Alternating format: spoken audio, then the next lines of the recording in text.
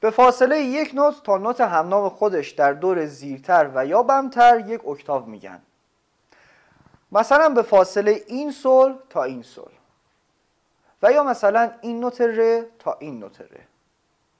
حتی ما میتونیم مفهوم اکتاو رو توی توالی نوت ها هم بررسی کنیم. بریم با هم دیگه 3 تا نوت رو بشنویم. مثلا 3 تا نوت دو، ر و می. با هم دیگه بشنویم.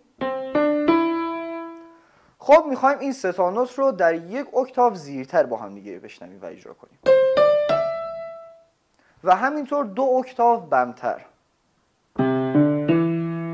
همینطور میتونیم یک ملودی کامل رو در نظر بگیریم و در اکتاوهای مختلف اجرا کنیم.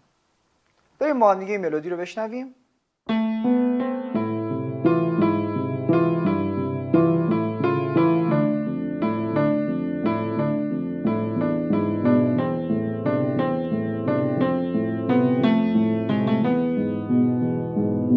خب میریم با هم دیگه همین ملودی رو در 2 اکتاو زیرتر اجرا کنیم.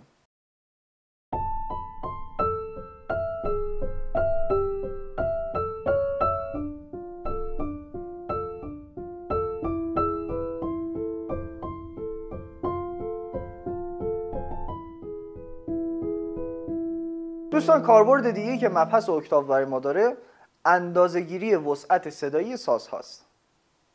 یعنی من اگر بخوام وسعت صدایی سازم رو اندازه‌گیری کنم باید از اکتاو کمک بگیرم. مثلا وسعت صدایی پیانو 7 اکتاوه و یا وسعت صدایی گیتار حدوداً 3.5 اکتاوه. شما میتونید مطالعات خودتون رو شروع کنید و به عنوان تحقیق وسعت صدای ویولن رو برای ما پیدا کنید.